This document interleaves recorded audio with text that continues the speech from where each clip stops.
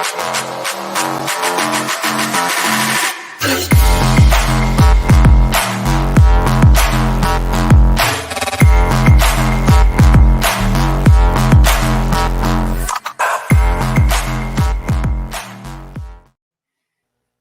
we're live. Welcome, everybody. This is the Reality Czars podcast, and I am one of your hosts tonight, Nate. I've got my guest host on, Thomas, the Paranoid American. Hello, hello. And I am honored to welcome back Dave Zed. Welcome, brother. Thank you so much for having me, guys. It's an honor to be here. It's a pleasure, and I'm very excited for this conversation. Hell yeah, man. It's always a good time when we talk. How you been, man?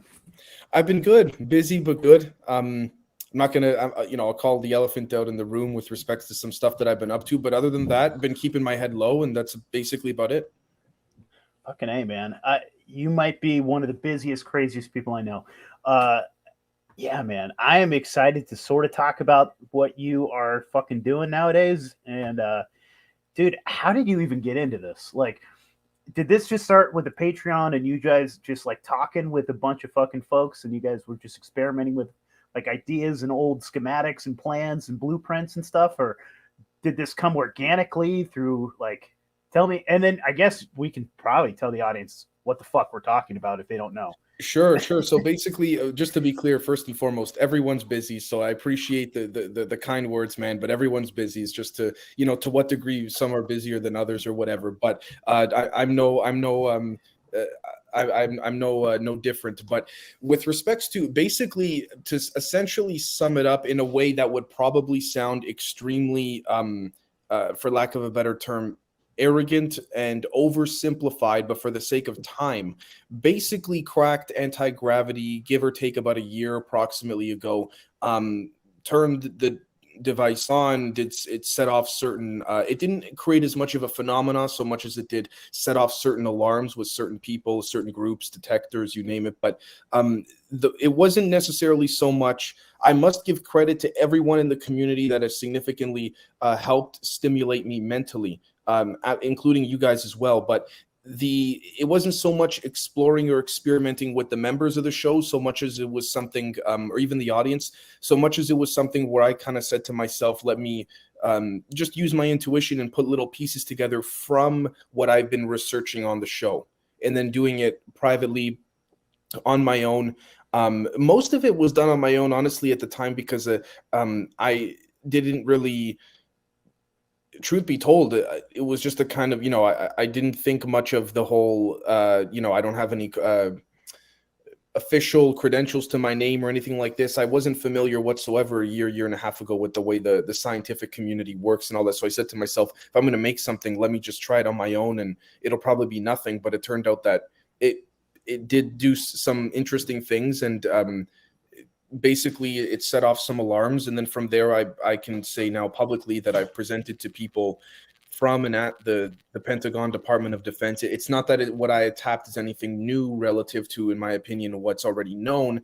It was more so the unification and the approach to various methods, because there are multiple ways to tap this underlying energy. Now, people call it anti-gravity, but it's far more than anti-gravitational, if that makes any sense. And depending on which mechanism and method you use to get to that point, you're tapping basically different forms of the same underlying energy, in my opinion. Dare I say, even perhaps the same underlying energy that's been discussed as, I mean, no disrespect here, but the Holy Spirit, more so to my religious friends and things like this. But yeah, man, basically that's essentially what happened. So cracked it, tapped it. You heard it here. You heard it here first. Dave Zed is Jesus Christ. No. There have been many. No. I appreciate it, but there have been many people long before me that have tapped it and cracked it. Can you prove that you're not levitating right now? Can I prove that I'm? Are your feet even on the ground, bro? I'm on the ground. Yeah, I'm on the ground. Okay, we'll take a word for it. Basically, it speaks to this whole thing of it's hiding in plain sight with respects to the answers.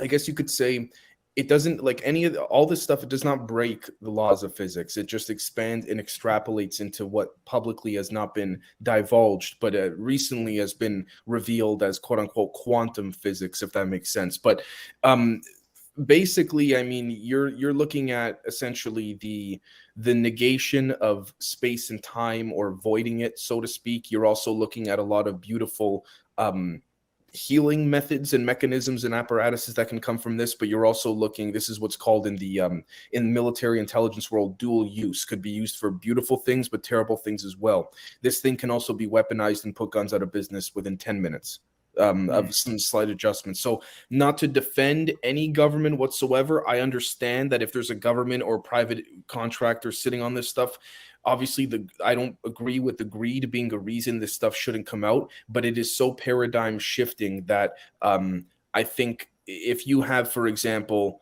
I'll just give a very basic one, some guy who has access to this tech and he's ticked off at his ex-girlfriend, you know, you start to get to the point where it becomes difficult to police this type of energy.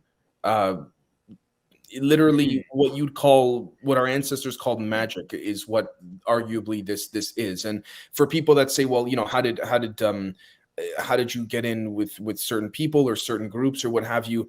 I will say it right now, guys. The intelligence world is all over the place. They're constantly looking, whether it's in the scientific world, whether it's in the conspiracy world, whether it's in the medical world, you name it, they are all over the place. Whether it's as anonymously, privately, secretly, or out in plain sight.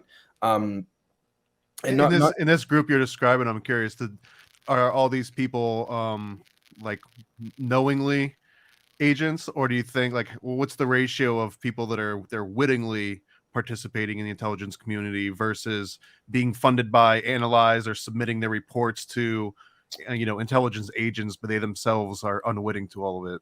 Where the fuck's the funding, bro? I want the funding. That's so it's so I would say more often than not they know exactly what they're doing. Based on, I can only speak on my experiences, but they know exactly what they're doing.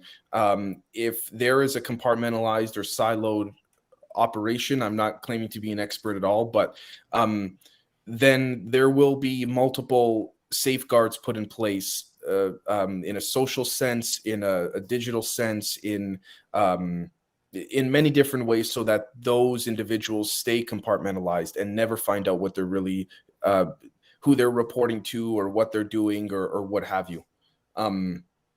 It's basically any and every mechanism or approach to observe.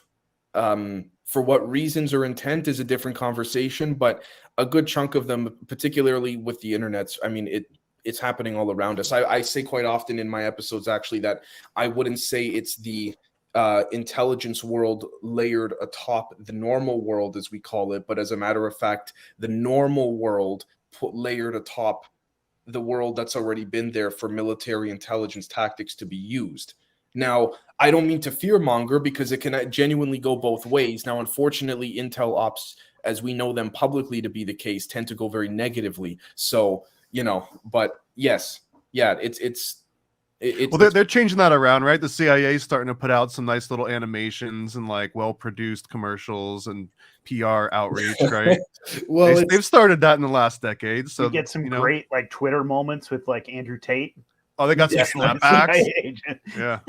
One of the problems I would say is to your guys' points, both half serious, half jokingly, but is the compartmentalization, the siloing of all this stuff, to the point where people on the inside are not trusting each other because or not telling each other anything because it's so compartmentalized. So, excuse me, there comes a point where when you got secrets on secrets on secrets, that becomes more dangerous than if, in my opinion, you had just laid it out in the meeting room or in the boardroom or whatever. I don't want to out myself, but when I was in the military, the job that I had required a top secret SCI clearance, which until you start getting into like, ultra top secret, like black ops type stuff.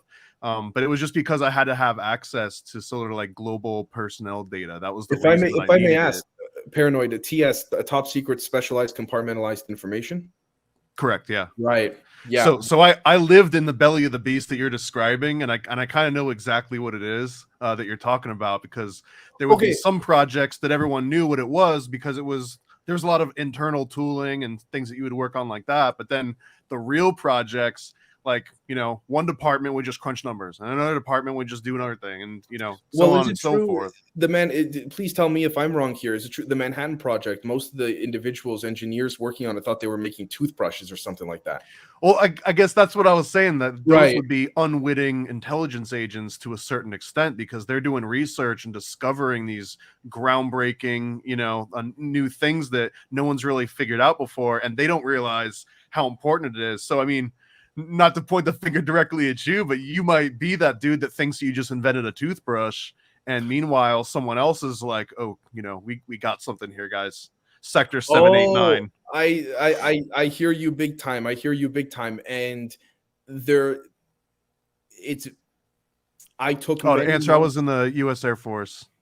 Oh, nice. Okay, so I took many months to do my best to position myself to a point where I would not be put in that position. And to be clear, I'm not claiming to have built anything that the government doesn't have or doesn't know about already. It was more so on both the theoretical side and on the engineering side, it was more so the unification of these different concepts. Now, can I say for certain that, for example, in general, people talk about, you know, I guess it depends philosophically how we look at this too. When people say, "Don't you feel like you're being used?" Absolute purity, bro. But black and white litmus test all the way. No. Right, right. So when people say things, for example, like, "Don't you feel like you're being used?" And I don't mean to get all like overly woo or split hairs here, but to the extent of, I mean, I guess you could say, aren't we all? But what I also want to be clear about is that I'm not being told, you know, oh, go out and speak about it. I feel comfortable enough now to speak about it publicly. I'm not naive. Isn't that the only way to save your ass? I mean, talking about this, like, basically, Dave Zed would never kill himself. He loves life. Well, basically, I will say that there were certain people at the DoD that were kind of like, okay, what do we do with this kid, essentially, in the sense of, I showed both theoretically and practically in how nervous were you the first time the fucking DoD was like, come down to the Pentagon? Did your asshole crawl inside of itself? Or were you excited? Or, like, to me, I would have shit my pants and cried a little, and then I didn't know what to make of it, truth be told. It was a combination. Yeah, truth be told, I didn't know what to make of it, but it was essentially, again, forgive me if I sound conceited here. It's not my intent. Basically, after I finished presenting, it was basically like, guys, okay, what are we doing here? Because there was a very strong energy in the room that I also indirectly said to them, okay, don't bullshit me, because I ran the numbers, they check out.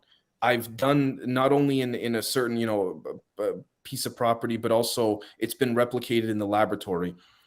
You know, what do we do? So that's when it was probably about 4 or 5 months of my sitting on this stuff, still running the show and not saying anything whatsoever, even to my members or to anybody, because I needed to try my best to position myself where there were certain, let's call them elements of the DoD, that I did not want to align myself with, whereas there were others that I was a little more okay with.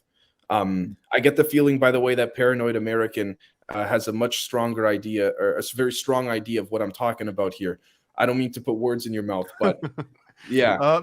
Yeah, maybe. I don't want to get myself into any No.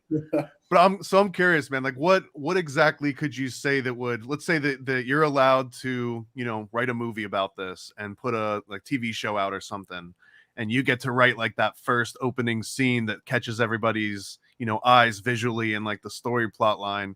Like, what would that scene be based on the amount of information you're allowed to, you know, and feel comfortable sharing? Like, I want like the titillating, you know, like movie trailer version of it, and then we can pick apart kind of like some of the what I can tell you right now in black and white is that if you're trying to get to, and please tell me if this is not what if you're trying to get at, like, how was it built or what is it made of? No, I want to know a real world practical implications of it, like today, like if you could go and do if you had infinite resources based on your discoveries, right. Infinite resources in 6 months, like, what would be like the big showstopper, versions of this. Sure. This is the part where you guys can call me crazy or tell me to go screw myself, because I'm about to say things that are like what, but completely unlimited, genuine free energy from the vacuum or the ether, or what we'd call empty space. And not the ionosphere, but something other than the ionosphere. Both. You could do both. You could mix the two in various forms. The ionosphere is vital, but it's also, it depends on what you're trying to do. You're on the right path, though, I would say for certain. But literally point to point, what you'd call telekinesis. Again, if we're talking scaled up, unlimited resources and all of this. Well, let's keep it practical. So let's say unlimited in that, like no one would ever ask you, or say that you don't have enough money for that. You go to any technology, buy it. Yeah. Sure. With the thing that I had built initially, the first prototype or all of that, I would say coil gun, rail gun, EMP. At the same time, particle beam weapon. Unfortunately, that was not my intent, as well as proof of concept, tabletop, perhaps a little more than tabletop proof of concept, gravity negation, space-time metric voiding, basically. I'm trying to think of more positive things. Can I ask you historically who was the closest to anti-gravity in theory? Like, I'm sure you traced back all the different examples and like to figure out and like put pieces together. So like, was there someone in particular that was like they were the closest to being like on the right path? When you say historically, again, not to split, like I'm thinking Tesla, because you were saying like free energy and maybe like coil rays. I almost imagine like someone cracked Tesla's code, but I don't know if he ever publicly admitted or said that he was working on anti-gravity or had anything successful. I would go as far back as to the 1700s, if we're talking modern times, but even far more back then. I would go as far as to when the Civil War was going on, the Confederacy. So you're saying within the United States research was happening? To what extent we again, not to be a prick here, but when we say research, if we're talking about some guys fiddling around or a genuine focused effort, pre-World War II, in terms of modern human history. Now, if we're talking grand scale, I think we are. This is just my opinion. We are a species rediscovering the same set of energy principles over and over again. That's just my opinion, though. But that's why when people say history. Sorry? We're talking a little Tartaria? Oh, yeah. Tartaria, yeah. All that kind of stuff. And I don't mean to say free energy so vaguely, but this idea of pulling energy from what you'd call the vacuum or the ether to fuel certain things depending on what you want to do. It's truly indiscernible from what our ancestors would call magic, if you will. Yeah. You did say that this could like maybe what someone was calling the Holy Spirit, because I was going to say that like these enlightened people in the past, right? Some folks that maybe were described to have had the Christ consciousness and were able to perform miracles. Do you think that this maybe explains some of that? I want to say, okay, it certainly can. I'm not saying it is the explanation, though, but yes. I would say based Ark of the Covenant feels like a strong contender here. Yes. I would. It's interesting you bring that up. Yes. Did you find the Ark, bro? Did you find the Ark? No, it wasn't about. Or is this what the Ark is? Like you had to smash. You have to smash the statue of Marduk, and then the Ark like lights up, and then you hit the checkpoint. It can produce what has been known. I want to be careful here with what has been known to be called and addressed as the Ark of the Covenant. It can make one levitate, which would give substantial veracity to the etymology of the Levites carrying the Ark. They were known allegedly to levitate every so often. Would that hurt you if you were to use this technology to levitate? Depending on the body. there's a lot of variables. It depends what condition threshold is being met, how Okay. much power is being used, what it's being used for. It's very context based. Sorry guys, I'm trying to dance around certain words while saying it in other ways. But No worries. yeah, it's does this also explain maybe how they were able to move these, maybe cut and move gigantic stones and things like that? Is this one your opinion?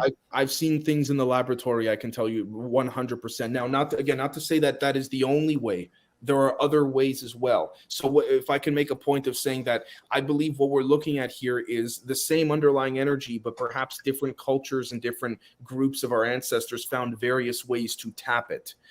It is of my opinion, you can count on just over one hand the what we would call from first principle derivatives, ways in which you can tap this energy. So whether you call it the Holy Spirit, Christ consciousness, the chi, the prana, the isness, the 0 point field, Dr. Salvatore Paez's super force, Jack Sarfati's evos, exotic vacuum objects, I think we're seeing here the same underlying energy. All of these individuals just have different ways to approach it and get to it. But that's just me. I could be wrong. The more I learn, and the more I, whether theoretically or then take it to the lab for experiments, the more I realize I don't know anything about anything. I'll tell you right now, because the more I learn, the more I realize there's so much more to explore, that ultimately that speaks to me philosophically with respects to the joy is in the journey, right? The Egyptians with the caduceus movement is life kind of concept. So that's where my mind goes. Doesn't make me right, but Dave, I'm curious if this lends you to feel more spiritual or less spiritual. Does this seem like more things are explained in this physical realm, or is this yes? Does this open your mind to like? Okay, I would say I'll let you answer that question. Sure, I would say yes, and the reason is not because I want to check off a confirmation bias box. Although I'm so just to clarify, yes, in that there is a spirit realm, or is that it's only a that physical realm? What you would call, as Dr. Niels Bohr said just over 100 years ago, what we would call real objects and things are when you trace it back to its ground state, not source, but when you trace it back to its ground state, are comprised of things that are not quote unquote real whatsoever. And when I say the word real, I mean physical or tangible. So if we look, for example, at like when you go watch a movie and you go to the movie theater, we understand we have a nuts and bolts projector that is projecting light onto a screen for us for our entertainment. Now imagine it is a nuts and bolts apparatus that then propagates something much lighter, both in weight, in color, you name it, for our entertainment. Let's flip that around.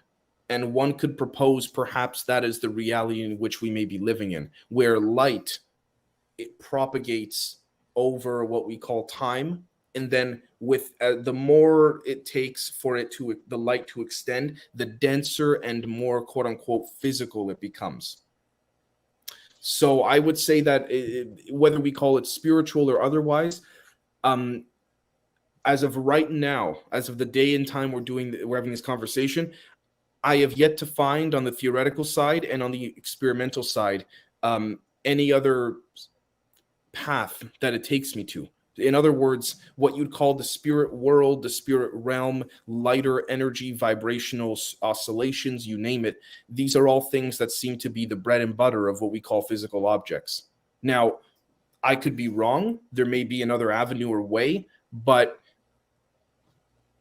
I've yet to and others that I know and that I can say now that to some degree I've worked with. These are people that are not these are people from certain 3-letter agencies and such. That seems to be the understanding at the moment.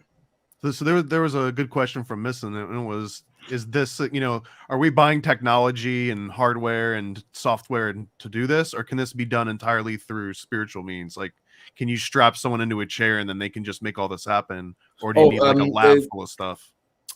Absolutely, yes. You can. You a person can do it without any attachments, without any chips in the brain or anything like this. Yeah.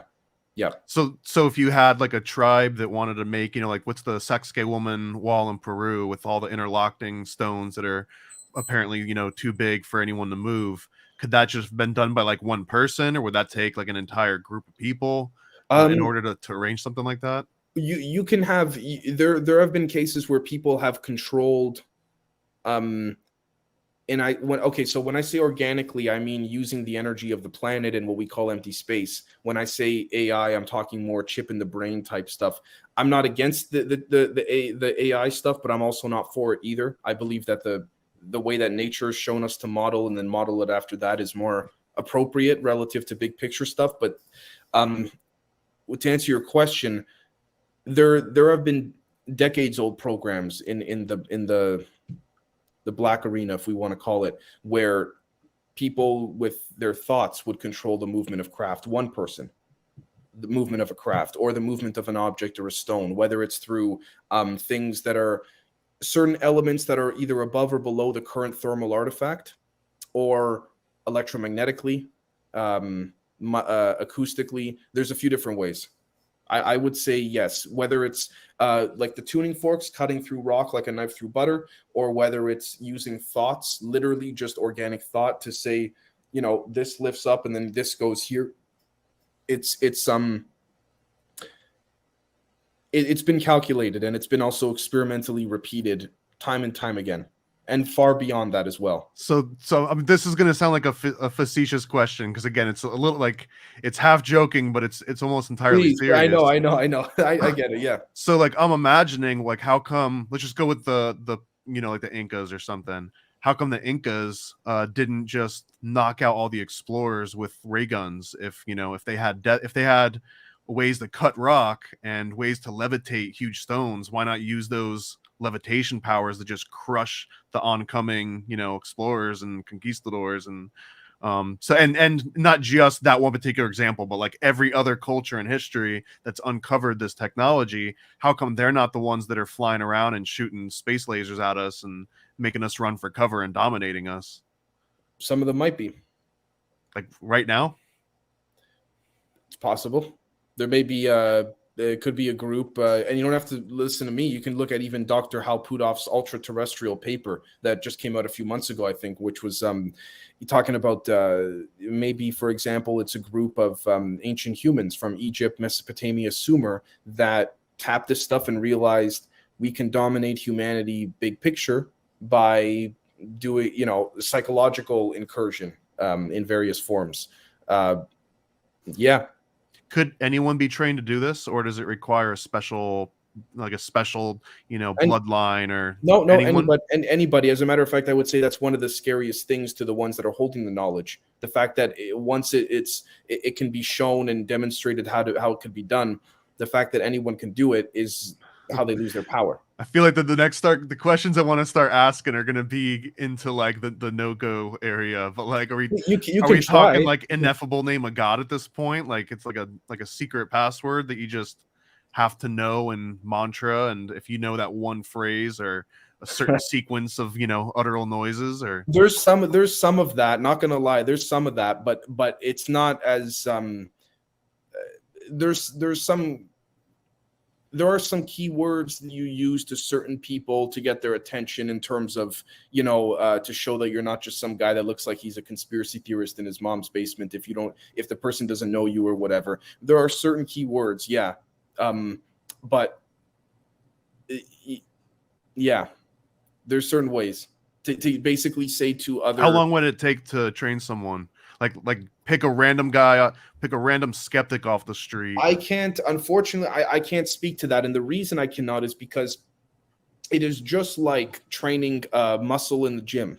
Bench press may work for me, but for example, Nate, you may like dumbbell presses instead of using a bar, right? Paranoid may like flies doing. Let's say we're both bench press buddies and we both like the same workouts, But I'm still flying blind. I don't know it yet. I don't know that I'm I could be as powerful as you are. So your question is, how long would it take to get them to yeah, I'm just curious, are we talking about like you got to raise your child and when they're 40 they might be able to have the force, or like could we go away on like a 3-day convention and you're like, bam, now you can lift stones?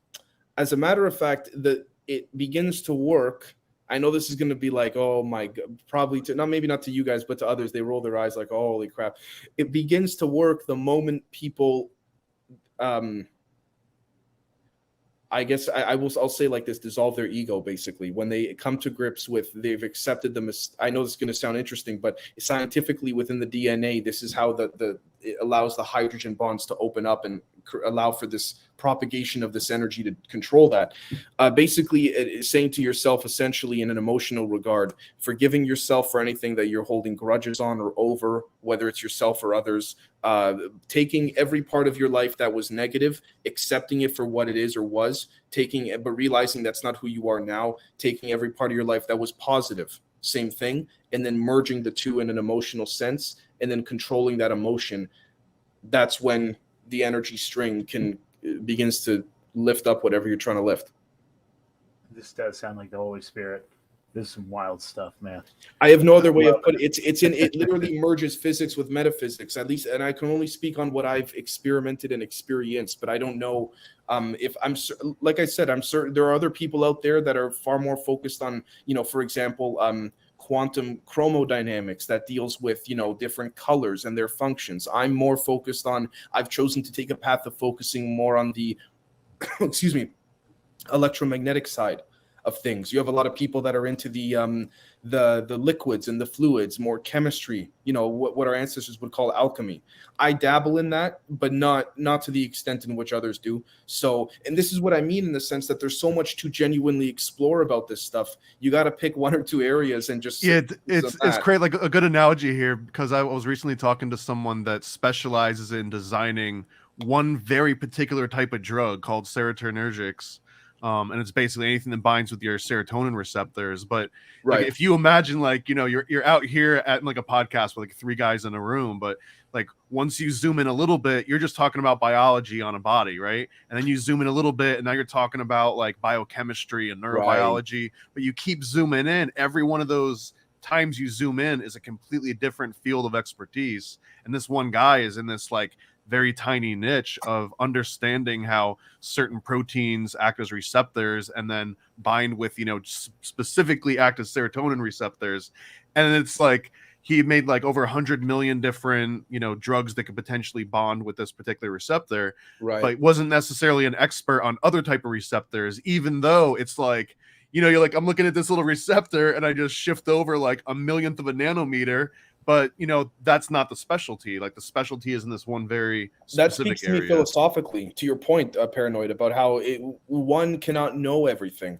It speaks to me this idea that there have been others that have said, that have said to me, Dave, just because, we've been doing this for 30, 40 years in the lab doesn't mean that we know everything. We know more than you, but we don't know everything. And I will very strongly agree. The more, every time I turn that thing on in when I get to go to a lab or whatever it is, the more I realize, or even as I'm doing reports and papers for certain private groups and other things like that, the more I realize I don't know anything about anything. Because as I'm writing a paper or as I'm in the lab, to your point, Paranoid, you can be an expert on certain things, but then speaking to the idea of fractal, zooming in and out, what's inside those things? Then if we zoom out, what is the larger archetype or structure, overarching structure that allows for the miniature propagation of those events? And then that's just about those few things. And then there's a whole, maybe one little adjustment in the lab creates a whole other phenomena. And then that's a whole, so again, yeah, it's to me, it's beautiful, but to me, it's exciting, but to others, it may be, I guess it's frustrating to some, I don't know. If someone were to learn this, is there a way, like, outside of the dumb Men in Black, pen mind eraser, is there a way to like either prevent them from doing it again, or like making them unlearn it, or causing it so they can't do it beyond that? Yeah.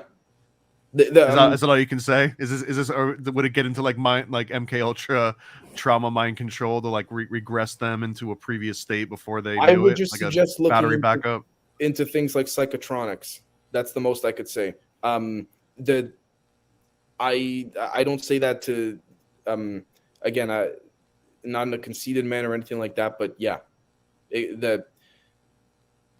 yes. So how long before someone brings this to market, or in your opinion, is there anything that's currently in like the world of commerce right now that we're using that's making use of this technology without anyone knowing it? Like, could there just be an energy company out there that's just literally printing money by like, oh yeah, we're fracking, yeah, sure, we're burning coal, hate us for burning this coal, but really they're tapping into the ether and they're just collecting I've thought about collecting that a high lot. checks. I've thought about that a lot.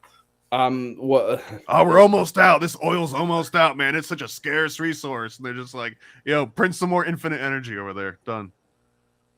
I would say that's an interesting path to pursue. I'm just thinking like every sort of major improvement, if you go back to like the 1700s and beyond, right? It's always this guy that discovers something and then immediately commercializes it. Like they start just setting up a traveling road show and collecting tickets, and like every ma and pa gets admission, and that hasn't stopped to this day. And I'm just imagining that a lot of the times everyone's worried about the warmongers and the military, and they start shooting death rays at each other, and it causes Armageddon. But honestly, it's usually like those snake oil salesmen, or it's like well, the if cure-alls, if or the systems run off of scarcity, to both your guys' points, then the one thing you want to make sure of is that if there's something that provides infinite abundance of preventing that scarcity from ever coming back again in every what we call industry or category of life, you're going to want to make sure this thing never gets out if you want to keep your scarcity system going. Yeah. Hypothetically. I've heard a couple other people talking about this recently, and then I heard you talking about this, and it just seems interesting to me that this is being sort of allowed to be talked about right now. There were things behind the scenes that occurred that allowed for more open discussion. Yeah. I can go that far. Yeah. In my head, though, the first thing that came to me was like, they must have found a way to either control or commercialize this. Otherwise, I would never hear this. It's a little bit of that. Very good point. But it's even bigger than that. It's, as I understand, getting so big that they can't control it anymore. Or it's like so many people are discovering this all at once. That was the other thought of mine. It's like this is getting out of their hands. Something, and I don't mean to sound all mysterious here or ominous. That's not my intent. Something in the next handful of years is on its way that no human control system can stop. So the ones that are in on the know are basically going, okay, let's either get our piece of the pie or we're going to be left out completely. As I understand it, it is a little bit of okay, we got to bring it forward to some extent, but a lot of it is them not wanting to admit that they themselves don't have control. All elements of the human government that understand this, that know about it, and various elements of the military-industrial complex. So we're on the tail end of Christmas here. We're headed into New Year's, a little bit of a jolly mood, right? So I want to say, in your fairly optimistic sense, does this come out? Let's just say something happens in 3 years that's irrevocable, like it just changes the entire paradigm of everything, or 10 years, whatever. Does it turn out to be a net positive for humanity and the planet, or does it turn out to be a net negative? This is the part where you neither, because I understand there'll be like ups and downs, right? It's not just a straight line from A to B. There's like a sinusoidal wave, or just almost like a Perlin noise pattern. But at the end of that line, right, that dot is either right where it started, or it's a little bit up, or it's a little bit down. So in my opinion, it's going to depend on where a person is in their life individually. Well, I mean, at a global perspective, for all of humanity, is it a net positive or a net negative? And not to be a prick, brother, but I would say, again, it depends on where one is. Are they happy with themselves? From there, then that will dictate if it's a positive or negative for them. I know that sounds like what the heck, but basically, if one is willing to understand, So if 80% of the people aren't willing to understand and Christ consciousness, then does that mean it's net negative because it's only 20% of the people make advantage of it? Or I'll do you one. I like the way you worded that. I'll do you one better. If it's not about understanding this energy, it's about being open to everything around us not being quote unquote real and redefining everything except for who we are. I'm not asking, just the same way I say to you guys on this interview and to your lovely audience. I'm not asking anyone to believe me. I'm asking you guys to be open to it. That's all. The same concept in this regard. With respects to, is it a net positive for humanity or net negative? You'll have some that will call it a net positive, that will say, yeah, it needed to be done. Others will say it was a net negative. There's two sides to every coin. And I'm really not trying. I wish I could say, okay, it's going to be a great thing or it's not going to be. let me ask you a general question, but let's say this event happens. Is the global population affected in some major way before and after? Yeah. What are we talking? Are we talking like half, 80%? I don't want to go into numbers because I don't even have I don't know them personally. I don't want to say. But I'm just thinking like Thanos style, like there's a snap that happens. As I understand it, not exactly. It's could this be related to like Book of Revelations? Like if this was a cyclical sort of, something that happens over and over again. I mean, you said ether before. If we would speak to also us as being a species rediscovering the same underlying principles, and that we may not have been the first to have tapped this, or even put the energy stuff aside, we may have not have been the first to create flying, vehicles or whatever. There's evidence coming all over the place now of that kind of stuff. I mean, it was always there; it was just covered up, but. Yeah, to that idea of the cycle. If you were to train one of us, let's say you were to train Nate, you don't have to answer it, but if you were to train Nate, would either of you have to do anything illegal in the process under current like U.S. laws? Would any sort of like illegal occurrence happen during that training? No. Okay, so we don't need to like sacrifice people or anything like that in order to levitate a stone. Okay. No. I would say no. Absolutely not. And it wouldn't require any sort of psychedelic substances, I assume, either, because those would also be illegal. Well, this goes right back to what I'd said about depending where you are as a person in your life. Are you literally? I know this might sound weird, but it's going to come down to. Are you happy with your life when this moment occurs? Are you living in the present? Are you holding grudges? Are you all this kind of stuff? And so the reason I bring that up is because that will dictate the experience that one will have after that, whether physically or otherwise, that is akin or very similar to a psychedelic experience, but psychedelics themselves will not be needed. I feel naively optimistic because like I want you to poke a hole in my optimism here a little bit, all right? But at some level, I feel like this is a good thing because again, surface level, you're describing if an army wanted to use this technology to take over the planet, then all of the soldiers using this technology would have to attain Christ consciousness. But then in doing so, like you wouldn't go and just wipe out and decimate peoples because you had Christ consciousness, or can that be like harnessed and then packaged and then like sold to Ukraine? This goes back to you start training every soldier. It's no longer the most lethal weapon on the planet because now they're just going to realize, hold on, I can use it even after my after when I go home after work. You know what I mean? So it'll be that type of situation. So maintaining the secret of it is by definition the value. Has this been passed around through secret societies, or has it just been like discovered? And okay. No. This is the.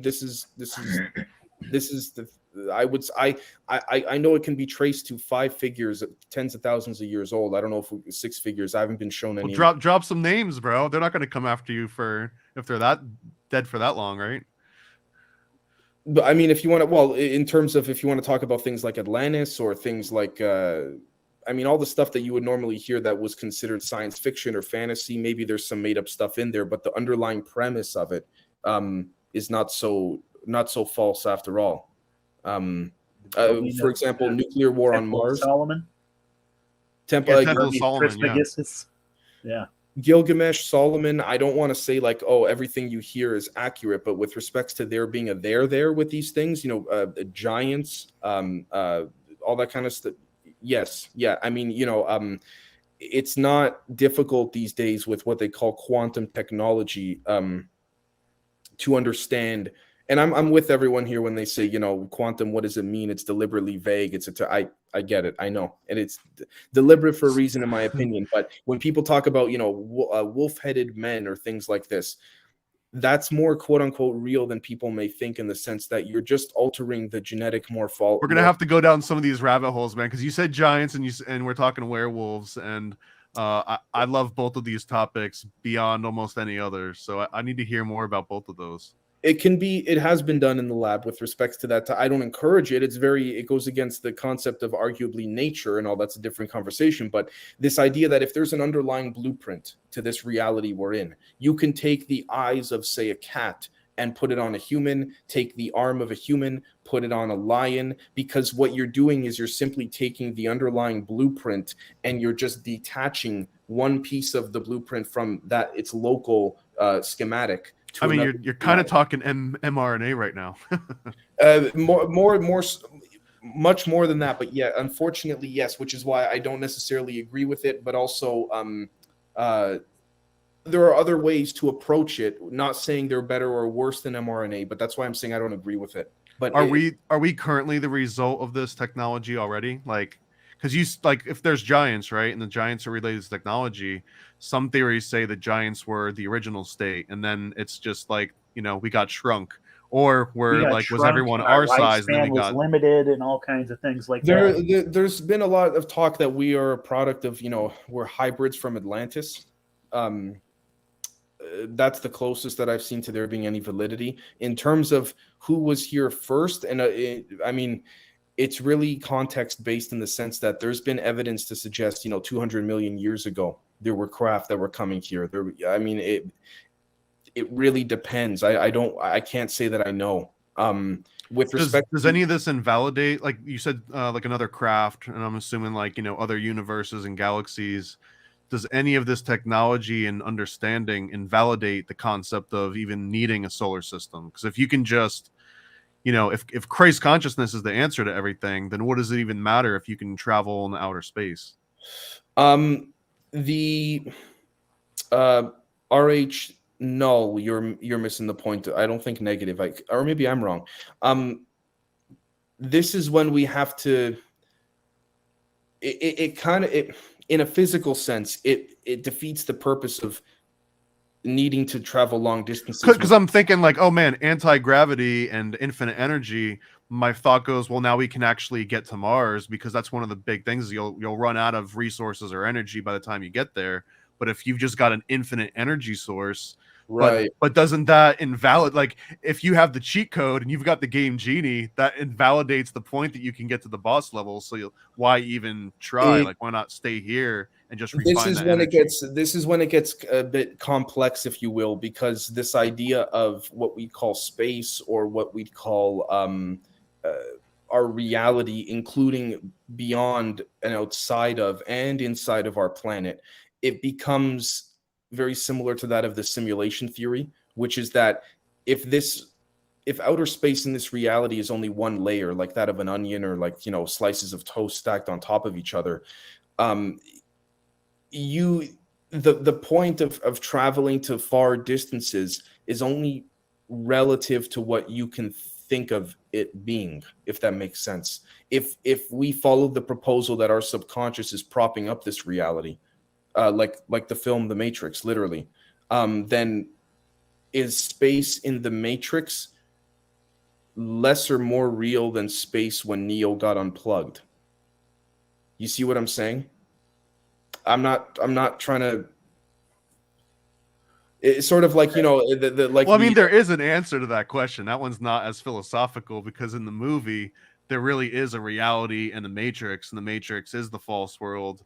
And when he gets plugged out, and Right. and he's a naked baby in the big alien cocoon, then that's the real world. At least in the context of that movie. So they do present it as though it's like positive and negative, like a binary sort of solution.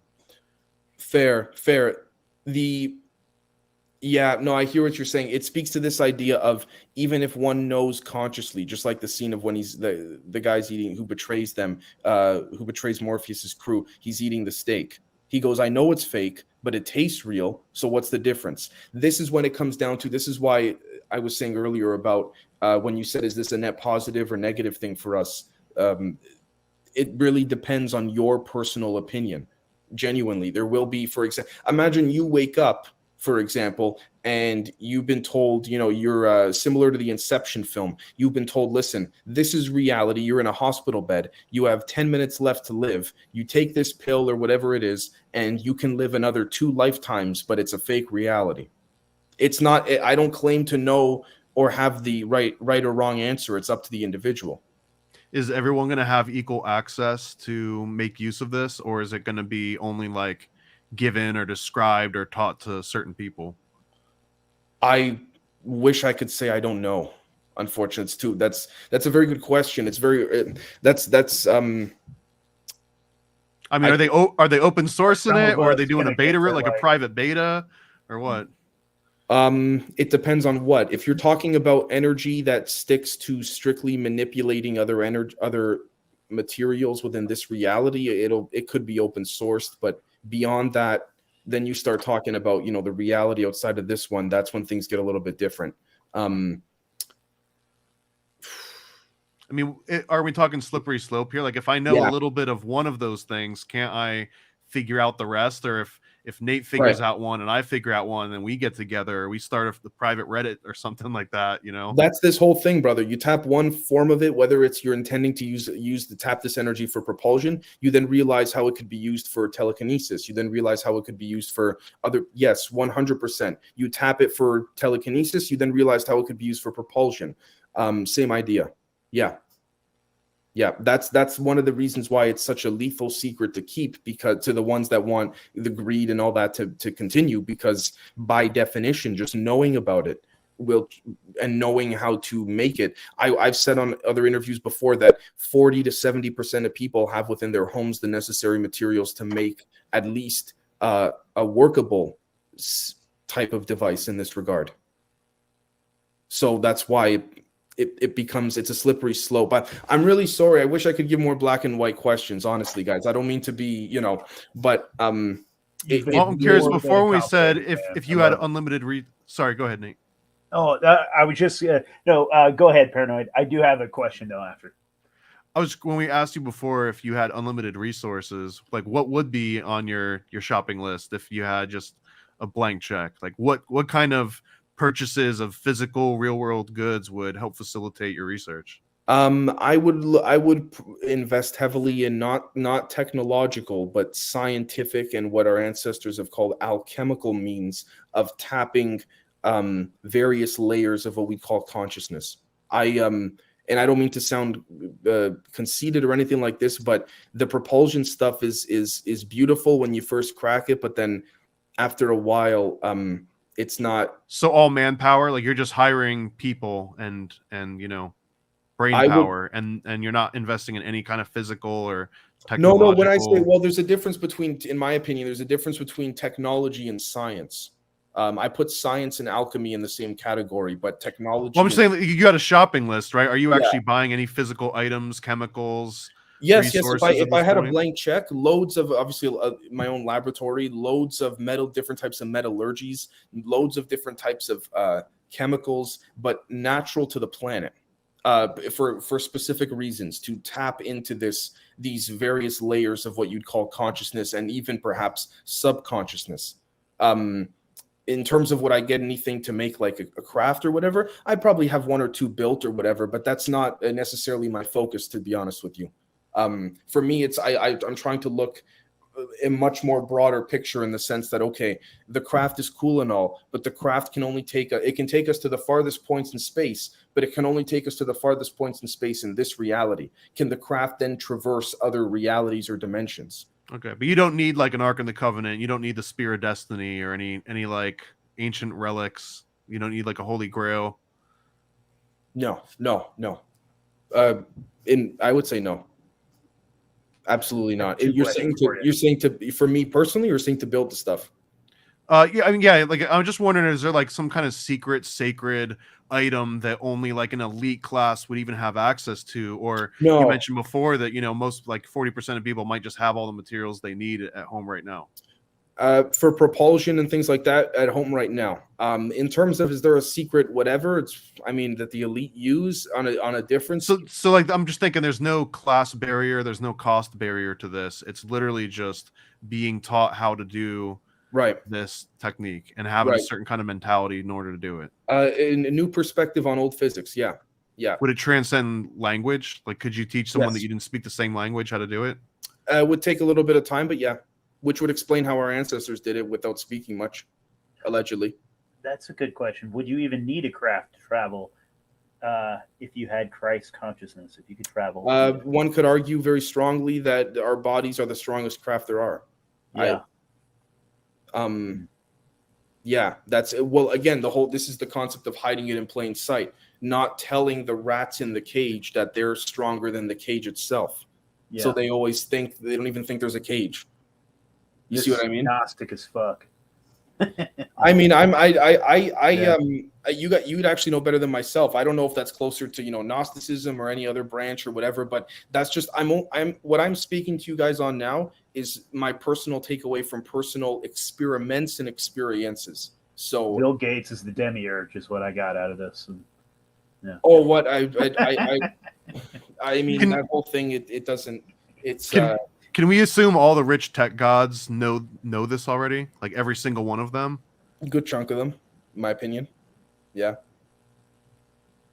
Good chunk. Is this something like the president gets told once he gets elected? Or like that sort of thing? Is this part of it? They show him that special point of view of JFK getting shot and they're like, I guess you got this footage. I don't think presidents, this is just my opinion, I don't think presidents are briefed unless they need to be briefed on this. Interesting. Okay. I don't think presidential curiosity is considered need to know. Has any of this technology been revealed in like pop culture, in a movie or in songs or anything? Like has anyone tried getting like the actual formula? It's everywhere. Out, do you think? Everywhere. Yeah. Can you recommend any like specific movie or artist or anything? The film Tenet by Christopher Nolan. Mm-hmm. Tenet. So if you can crack that movie, then there's kind of like a formula in there? Yes, sir. I would say so. Yeah. Yeah. Guys, I'm so sorry. In the next couple minutes, I do have to get going. I don't know if Nate, if you wanted to jump in or not, but I remember you said. I did. I have two quick questions for you. Well, please. I don't know how quick they are, but you can make them as quick as you need them.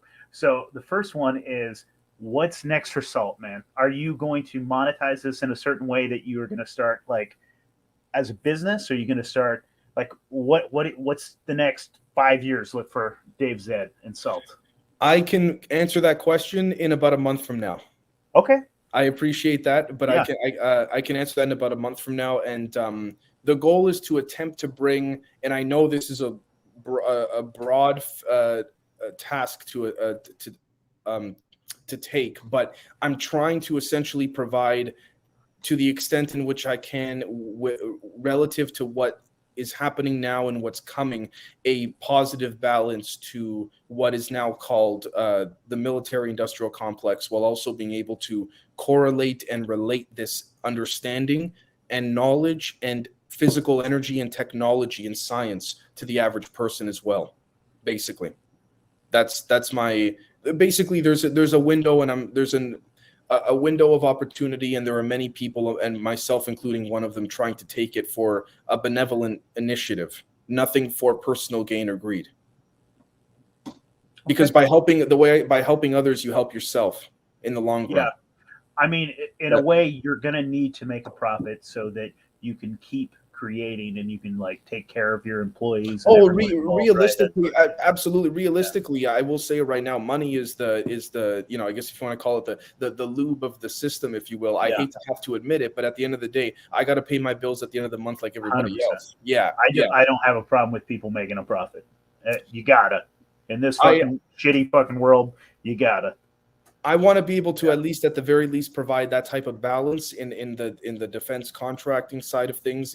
But with respects to people one-on-one and that kind of stuff, I won't. I'm looking to ensure that I walk away from that relationship, friendship, business-wise or otherwise, having instilled a positive effect that resonates. That doesn't just stop after you stop doing business or whatever. That continues after that.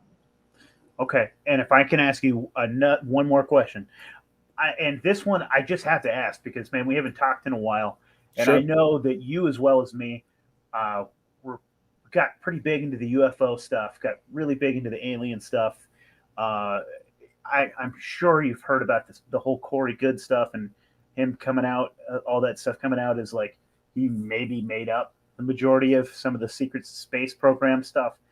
How is this technology that has this changed anything that you have thought about for years as far as aliens, as far as UFOs, as far as like, has this affected it, changed it, made things more spiritual, more physical, more Sure. like, It's certainly clarified a lot. You could argue to a degree it's made me more spiritual, but I would prefer to even dive into that next time I come around, because it's more than just love and light and yada yada. It's not.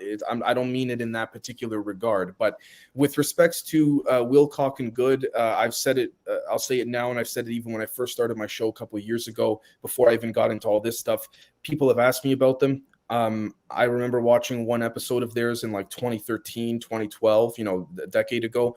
I never, truth be told, guys, my intuition always told me to never really reference them or to kind of just stay away from them. And I always did, whether it was making content or with what I'm doing now. So to be honest with you, I've seen clips from the depositions and stuff like that, just because people have sent me stuff, but I can't say as to, I can say for certain it doesn't bring my hopes down about anything, because I never listened to them to begin with. I never watched them. But it's unfortunate. It's unfortunate because I think that people can make money by telling the truth and not having to, amp things up just to make a extra few bucks or whatever. But that's what I mean about the whole greed thing, right? Since you said Tenet, I need to sneak a quick question in. Are magic squares related to this at all? Because I understand one aspect of Tenet is that it's part of a magic square. You can call it a magic square. Okay. I mean, the reason I say you could is because a lot of the things that people discuss, whether religiously, biblically, anthropologically, historically, scientifically, we're using different words to describe the same thing. It doesn't make any of us wrong or right. That's why when I say you could call it that, you can also call it the Ark of the Covenant.